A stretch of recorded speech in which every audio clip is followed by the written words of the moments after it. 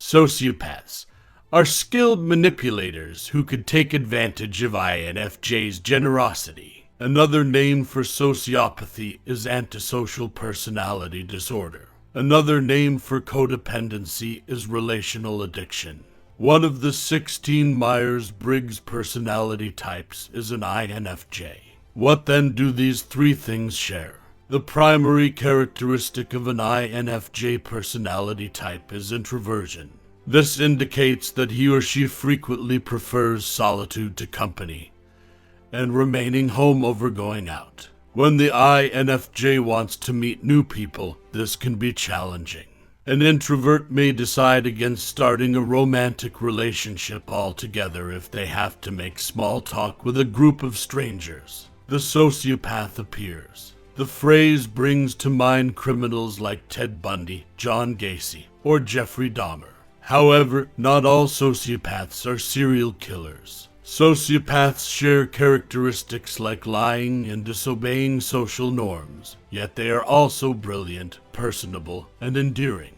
They can have in-depth discussions about complex ideas thanks to their brilliance, which INFJs crave with their entire existence. The sociopath is an expert manipulator and may make an effort to appeal to the INFJ's emotions in an effort to entice her into a relationship that he can fully take advantage of. Let's examine how an INFJ and a sociopath might interact, as well as what to do if you find yourself in this dangerous circumstance. The sociopath and the INFJ in a relationship. The INFJ has compassion and empathy.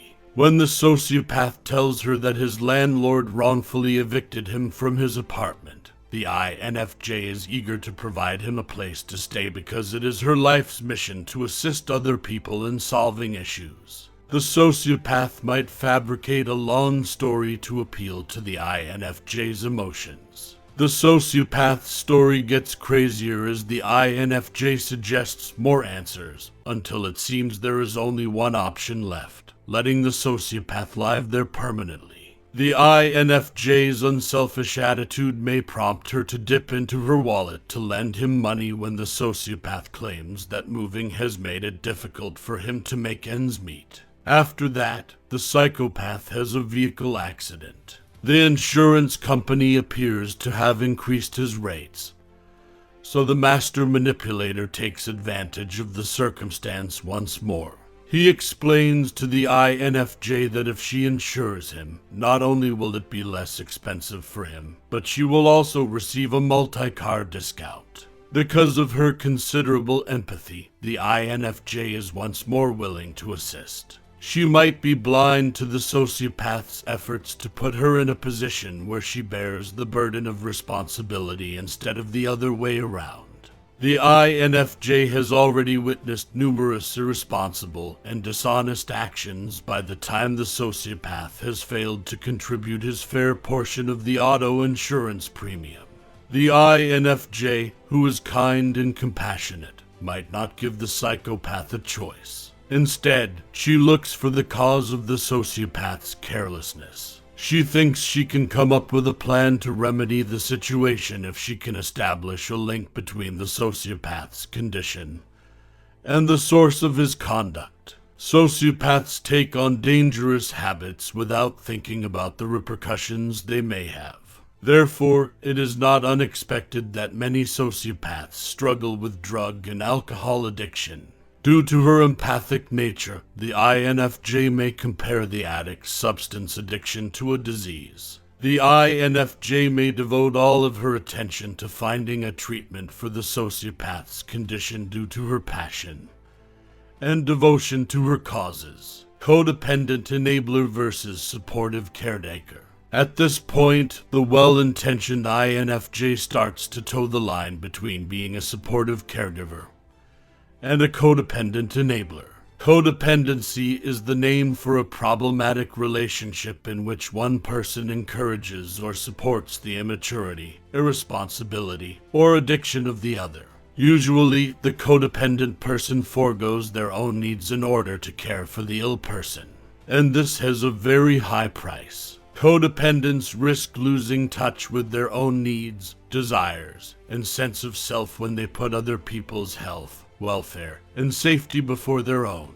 The more modifications the INFJ makes in an effort to assist the sociopath, the more codependent the relationship becomes because of the extroverted feeling function of the INFJ, which enables her to tailor her behavior to the requirements of the sociopath.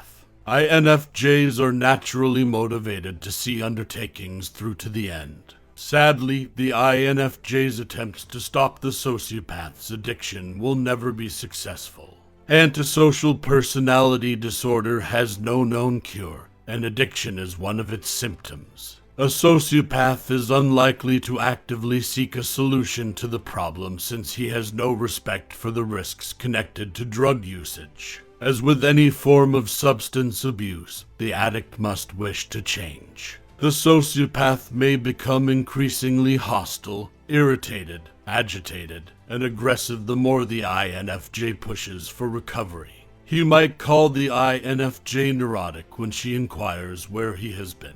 He may criticize her for being excessively controlling if she refuses to give him access to her money. He can claim that she isn't being supportive when she declines to make up for his transgressions. The ongoing conflict can become intolerable for the INFJ who strives to please others, and she may do anything to maintain the peace. The breaking point for the INFJ. Thankfully for the INFJ, she too has a limit. She will react with an outpouring of unfavorable emotions when her demand for emotional connection, shared ideals, and personal growth is not realized. Her inherent ability to solve problems will eventually shift to tackling a brand new problem: how to get out of the codependent relationship with the psychopath. If the INFJ does nothing about the massive bonfire in the middle of the living room, she will eventually learn that dousing 100 sparks won't stop her house from burning. She might strike out at the sociopath or sever all ties with him in response, which is known as the INFJ door slam. Realizing that the codependent connection is negatively affecting other people in the INFJ's life is frequently what spurs this transformation. As a loving and attentive parent, even if it means upsetting the psychopath who has consumed so much of her time and energy, the INFJ will be quick to stop any behavior that jeopardizes the security of her children. The INFJ, who is often warm and loving, might become cold and distant when she's had enough. Her conversations with the psychopath might turn scathing and critical. When the INFJ can no longer stand the emotional suffering caused by the poisonous relationship, her dark side emerges. The INFJ has given the several wrongs that have worn thin her tolerance serious thought before acting in a way that the psychopath could perceive as spontaneous. The dark side of the INFJ is tenacious and fierce, and in this case, it will save her despite the difficulties that come with leaving an unhealthy and violent relationship. She will focus on a time when the psychopath is no longer in charge of her emotions. She will analyze the lessons she's learned from this relationship and get the closure she's been looking for by using her introverted intuition.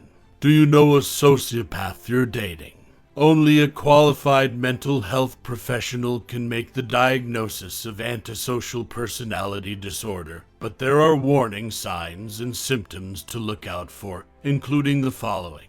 Sociopaths speak quickly. To obtain what they want from you, they will alternate between threats and flattery. They don't accept accountability for their deeds. They'll assign responsibility to everyone but themselves. They'll pretend to be the victim in an effort to gain your compassion.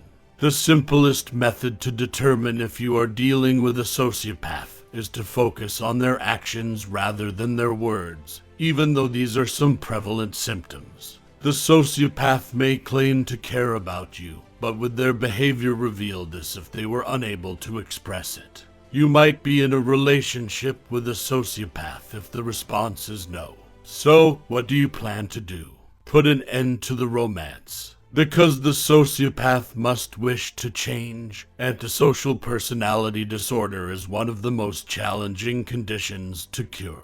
They are unable to recognize that they are the issue because of their illness. Despite your best efforts, you cannot fix them, so trust me on this. Leave. If you live together, it would be best to leave right away and stop losing money until you can find a permanent residence without the sociopath's name on the lease or mortgage. Stay with a friend or relative. If the sociopath resides in your home, be ready to have a police officer escort them out of the building. And, if necessary, file a restraining order. Keep communication to a minimum if you must continue to interact with the sociopath in that situation, such as when there are children involved. Wherever possible, text messages should take the place of phone calls. If you have to talk to the sociopath, do so coolly and without emotion. Most likely, the sociopath will try to incite a disagreement or debate with you in order to play with your emotions. Stop interacting. Refusing to participate in their game is the greatest approach to deter them. Take action by asking for assistance. When you're prepared to go, the psychopath will act the victim. They'll attempt to persuade others that you treated them unfairly. It will be harder for them to discredit you the more people who are aware of your side of the story. Consult with your friends, family, the police, and a lawyer if you need to. Find a support group for victims of sociopaths and narcissists, or discuss your thoughts with a mental health professional.